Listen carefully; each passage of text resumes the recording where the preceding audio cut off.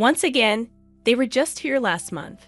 My voice trembled with a mix of anger and disbelief as I confronted Martin, my husband of 3 years. Martin, with his typical dismissive wave, dropped his briefcase by the door. Evelyn, they're my parents. They want to see Lily, and it's only for a couple of weeks, he said. I felt a knot tighten in my stomach. This wasn't just about his parents visiting. It was about respect, or the lack thereof. Martin had a habit of making decisions without consulting me, treating me more like a tenant than his wife. Evelyn, you're overreacting, Martin said, his tone laced with condescension as he walked past me. Just make sure the guest room is ready. I stood there frozen as he dismissed my feelings with such ease. It was always the same pattern. His parents, Miriam and Gerald, would arrive, turning our home upside down, leaving me to cater to their every whim while Martin buried himself in work, conveniently absent. As I prepared the guest room, my mind raced with resentment. I thought back to the days before we were married when Martin was considerate and kind. But since Lily's birth and our move to the suburbs, he had become increasingly domineering and detached. The next morning, I heard the familiar rumble of Miriam and Gerald's car in the driveway. I plastered a smile on my face as I opened the door. Good morning, Miriam, Gerald, I said. Ah, there she is, our lovely daughter-in-law, Miriam exclaimed, brushing past me to fuss over Lily, who clung to my leg wearily. Gerald followed, carrying their bags. We're so happy to be here. Where should we put these? Just in the guest room. Thank you, I replied, my smile straining. The first few days passed in a blur of cooking, cleaning, and forced pleasantries. Martin came home late each night, barely acknowledging me or his parents. I felt invisible in my own home. One evening, as I was setting the table for dinner, Gerald called out from the living room, Evelyn, where's the remote? The news is about to start. It's right there on the coffee table, Gerald, I replied, trying to keep the irritation out of my voice. Miriam chimed in, Evelyn, dear, could you bring us some tea? Gerald loves your tea. Suppressing a sigh, I nodded and headed to the kitchen. As the water boiled, I could hear them laughing and chatting in the living room, a stark contrast to the silence that filled the rest of the house. That night, after everyone had gone to bed, I found myself sitting in the dark kitchen, a cup of untouched tea in my hands. Tears streamed down my face as I realized how lonely and unappreciated I felt. I missed the partnership I thought I had with Martin, the love that seemed to have evaporated since Lily's arrival. I wiped away my tears, a resolve building within me. I couldn't continue living like this, invisible and unheard. I needed to find a way to make Martin see me, to acknowledge my feelings. But deep down, I feared that the man I had married was gone, replaced by this cold, indifferent stranger. As I headed to bed, I made a silent vow to myself. I wouldn't let this go on any longer. I had to find my voice again, for my sake and for Lily's. The days turned into a monotonous blur with Miriam and Gerald's presence in the house. Their demands grew each day, yet Martin remained oblivious to the mounting pressure on me. I felt like a puppet dancing to their every whim, my own needs and desires shoved aside. One particularly grueling evening, as I cleared the dinner plates while everyone else lounged in the living room, Martin's voice sliced through the air. Evelyn, did you remember to pick up my dry cleaning? I paused, the weight of the plates heavy in my hands. No, Martin, I couldn't. I had to take Lily to her doctor's appointment today. A huff of annoyance came from him. You could have gone after that. I needed that suit for tomorrow. The room fell silent, the tension palpable. Miriam and Gerald exchanged glances, unspoken judgment passing between them. I felt a surge of anger, but I bit back my retort. This wasn't the time. The next morning, I found Martin in the kitchen, his demeanor icy. We need to talk about your attitude, Evelyn, he began, his tone patronizing. My attitude? I echoed, incredulity lacing my voice. Yes, you're not being accommodating enough to my parents. They've noticed it too. It's embarrassing, he said, fixing me with a cold stare. I felt a rush of frustration. Martin, I'm doing everything I can. I'm taking care of Lily, the house, your parents." He cut me off with a wave of his hand. "That's what you're supposed to do. You're the woman of the house. My parents shouldn't feel unwelcome." His words stung, a stark reminder of how little he valued my efforts.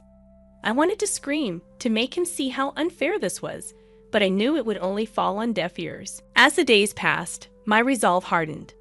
I couldn't let Martin and his parents treat me like this any longer. I began to plan, to think of ways to stand up for myself, to reclaim my dignity. The opportunity came unexpectedly one afternoon while Martin was at work and Miriam and Gerald were napping. I received a phone call from my old friend Laura. "Evelyn, how have you been? I feel like it's been ages since we last talked." Laura's voice was a balm to my frayed nerves. "Laura, it's so good to hear your voice," I replied, my voice heavy with emotion. We talked about everything and nothing, and for a brief moment, I felt like my old self again. Then Laura's tone shifted. "Evelyn, there's something I need to tell you." "It's about Martin," she said. My heart skipped a beat. "What about him?" "I saw him the other day with someone, a woman. They seemed close, more than just colleagues," she explained softly. The room spun around me as Laura's words sank in. A sickening feeling settled in my stomach. Could Martin be having an affair? "I'm sorry, Evelyn. I thought you should know," Laura added gently. The call ended, but her words echoed in my mind. The pieces began to fall into place. The late nights, the detached behavior, the lack of intimacy. I was faced with a harsh truth. My marriage was a sham, and I had been living in a fool's paradise. But I wasn't going to be the victim any longer. I would confront Martin, demand the truth, and if he was indeed betraying me, I would make him pay for every tear, every moment of pain he had caused me. That night, I lay in bed, my mind racing with plans of confrontation and revenge. I would no longer be the silent, suffering wife. It was time for Martin to see the strength he had underestimated in me. The days following Laura's revelation were a tempest of emotions. I observed Martin with a new lens, each of his dismissive remarks and arrogant gestures fueling my growing resentment. The man I once loved had become a stranger, his facade now transparent to my scrutinizing eyes. One evening, as I prepared Lily's dinner, Martin sauntered into the kitchen. "Evelyn, my parents are thinking of extending their stay. You don't mind, do you?" His question, so casually delivered, was a clear testament to his disregard for my feelings. "Extend their stay," I repeated, my voice steady despite the turmoil inside. "Don't you think they've stayed long enough, Martin?" His face hardened. "What's that supposed to mean? My parents, you should be more welcoming." I turned to face him, my frustration reaching its boiling point. "Welcoming, Martin? I've been nothing but accommodating. But this is our home too. I have a say in this." He scoffed. "Your say? Look, Evelyn, you're the wife. It's your duty to take care of the household. My parents staying here shouldn't be an issue." His words struck a nerve. "Duty? Is that all I am to you? A caretaker?" Martin's eyes narrowed. "Don't start with this nonsense, Evelyn. You're being irrational." Irrational. I could feel my voice rising, the pent-up anger and hurt pouring out. "I'm the one being irrational? What about your late nights, your secret rendezvous? Are those rational?" For a moment, Martin seemed taken aback, but he quickly regained his composure. "What are you talking about? Don't play dumb, Martin. I know about the other woman Laura saw you with." I confronted him. His face went pale, then flushed with anger. "You're spying on me now. How dare you?" he exclaimed. "I'm not spying. I'm opening my eyes to the truth. The truth you've been hiding from me." I shot back, my resolve strengthening. Martin took a step closer, his voice low and menacing. "Listen, Evelyn, you better watch your tone. You have no idea what you're talking about," he warned. But I wasn't intimidated. "No, Martin. I know exactly what I'm talking about, and I won't stand for this any longer," I insisted. He scoffed, turning to leave the kitchen. "Do what you want. Just make sure my parents are comfortable." That night, after Martin had retreated to his den and Miriam and Gerald had retired to their room, I sat alone in the living room. The house was silent, but my mind was a cacophony of thoughts. I realized then that my marriage was beyond salvaging. Martin had not only betrayed me, but had also devalued me, treating me as nothing more than a servant in my own home. It was time for me to take a stand, to reclaim my life. I would no longer be a victim of Martin's arrogance and infidelity. I would gather evidence of his affair, consult a lawyer, and prepare for a divorce. But it wouldn't end there. Martin would have to face the consequences of his actions. I would ensure that he paid for the pain he had caused me, both emotionally and legally. As I lay in bed that night, a plan began to form in my mind. A plan not just for my escape, but for my retribution. Martin and his parents would soon learn that I was not a woman to be trifled with. The following days were a careful dance of deception and planning. I maintained a semblance of normalcy, all the while gathering evidence of Martin's infidelity. Laura had been right. A few discreet inquiries revealed Martin's secret meetings with a woman named Rachel, a colleague from his office. One evening, as we sat at the dinner table with his parents, Martin announced, "I might need to go on a business trip next weekend." A business trip. The perfect alibi for his affair. I thought to myself, "That sounds important, Martin. I hope it goes well," I said, my voice laced with hidden irony. Miriam chimed in, oblivious to the undercurrents. "Oh, Martin works so hard, Evelyn. You should be proud of such a diligent husband." Forcing a smile, I replied, "Yes, I'm very proud." The next day, while Martin was at work and his parents were out shopping, I met with a lawyer, laying out everything: the infidelity, the emotional neglect, the way Martin and his parents treated me. The lawyer listened intently, offering advice and outlining the next steps. "You have a strong case, Evelyn, especially with the evidence of the affair," he said, his tone professional yet sympathetic. I nodded, a sense of empowerment growing within me. "Thank you. I want to proceed with this as soon as possible," I replied. That night, I lay in bed, the plan crystallizing in my mind. I would confront Martin, but not yet. First, I would ensure everything was in place for the divorce. I wanted him to feel the full impact of his actions, to realize he couldn't just discard me like an old piece of furniture. The day of reckoning came sooner than expected. On Friday, as Martin prepared for his supposed business trip, I found the proof I needed: a receipt for a romantic getaway at a luxury resort, tucked carelessly in his coat pocket. That evening, with Martin's parents in the living room and Lily asleep, I confronted him. "Going on a business trip, Martin? Or should I say a romantic getaway with Rachel?" Martin froze, the color draining from his face. "Evelyn, how did you?" he stammered. I waved the receipt in front of him. "You're not as clever as you think, Martin. I know everything." For a moment, he seemed lost for words. Then, his expression hardened. "You've been snooping around, haven't you? You're pathetic." The word echoed in my mind, fueling my anger. "No, Martin. What's pathetic is you sneaking around, betraying your family. But I'm done playing the dutiful wife. I'm filing for divorce."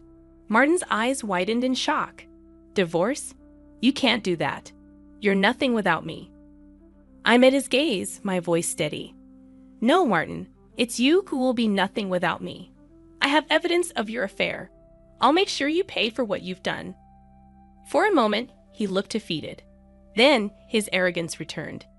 "You think you can win against me? I'll fight you every step of the way." I smiled, a cold, determined smile. "Bring it on, Martin. You'll see just how strong I can be." As I left the room, Martin's stunned silence was a victory in itself. But this was just the beginning. The real battle was about to start. The days following my confrontation with Martin were a whirlwind of legal preparations and silent battles. Martin's demeanor had shifted. He oscillated between anger and feigned indifference, but I could see the underlying panic in his eyes.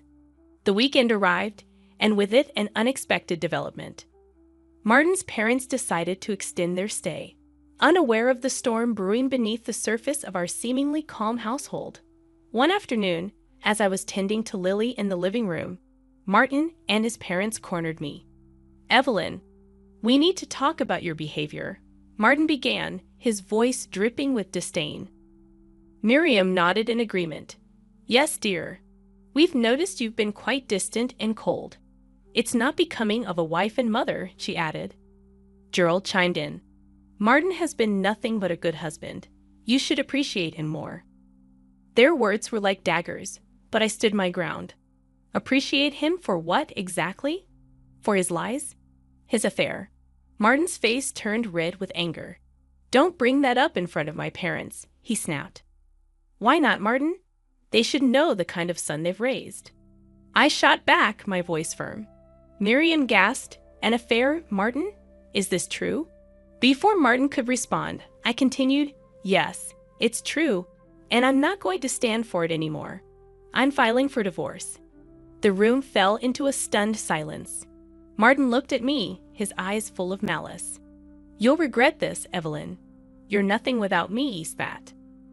I met his gaze unwaveringly. No, Martin. I regret the years I spent tolerating your arrogance and disrespect. I'm taking Lily, and I'm leaving. Martin's parents started to protest, but I didn't let them. This is between Martin and me.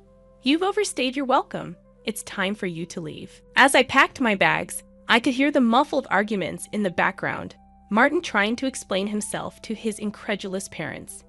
I felt a surge of satisfaction, knowing that his perfect image was shattered. With Lily in my arms, I walked out of the house that had become my prison. I didn't look back. I was finally free from Martin's shadow, ready to start anew. As I drove to my parents' house, I thought about the future.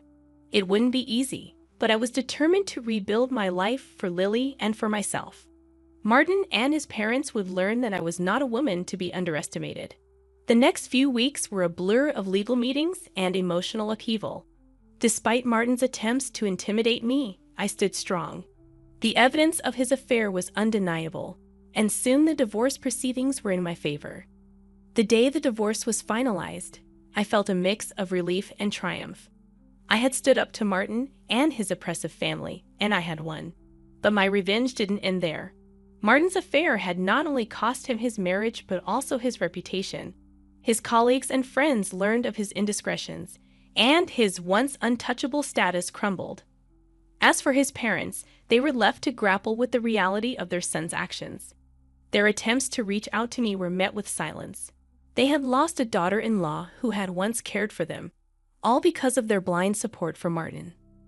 I had emerged from this ordeal stronger and more resilient. I had fought for my dignity and won.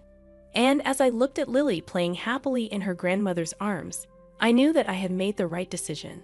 For the first time in a long time, I felt hopeful about the future. I had closed a painful chapter in my life, and the new one was just beginning. In the months following the divorce, my life underwent a transformation. The chains of a loveless marriage had been broken, and in their place, I found a newfound sense of freedom and self-worth. With Lily by my side, I started to rebuild our lives, piece by piece. One day, as Lily played in the garden of my parents' home, I received a phone call that marked the final chapter in my saga with Martin. It was Laura, her voice a mix of shock and concern. Evelyn, have you heard about Martin? She asked. A sense of foreboding settled over me. What happened? I asked. He's lost his job after the divorce, and the affair came to light. His company let him go, and it gets worse. He's been struggling financially. The alimony, the legal fees, it's all caught up with him. I paused, absorbing the news. A part of me felt the pang of vindication, but it was overshadowed by a sobering realization of the consequences of his actions and his parents. I found myself asking, they're in a tough spot too. Laura continued. Without Martin's support, they had to downsize. It seems they're finally understanding the repercussions of their behavior. I ended the call with a heavy heart. Despite everything Martin had put me through, I found no joy in his downfall. It was a stark reminder of how one's actions could have far-reaching consequences. In the weeks that followed, I focused on Lily and our new life. We spent our days surrounded by the love and support of my parents, who had welcomed us with open arms. One afternoon, as I watched Lily play, my mother sat beside me. Evelyn, you've grown so much through all of this. You're strong, my dear, stronger than you ever realized, she said, squeezing my hand. I smiled, acknowledging her words. Thanks, Mom. It's been a hard road, but I've learned a lot about myself, and Lily is thriving, I replied, watching my daughter with a tender gaze. She's happy, and that's what matters most. As the sun began to set, casting a warm glow over the garden, I reflected on the journey that had brought me here, the pain, the betrayal, the fight for my dignity. It had all led to this moment of peace and contentment. I knew there would be challenges ahead and questions from Lily about her father as she grew older. I would face them head-on with honesty and strength. For now, I was content in the knowledge that I had stood up for myself and my daughter, and we had emerged stronger for it. I looked at Lily, her laughter ringing through the air, and I felt a surge of hope. Our future was unwritten, a blank canvas ready to be filled with new memories and experiences. And for the first time in a long time, I looked forward to seeing what each new day would bring.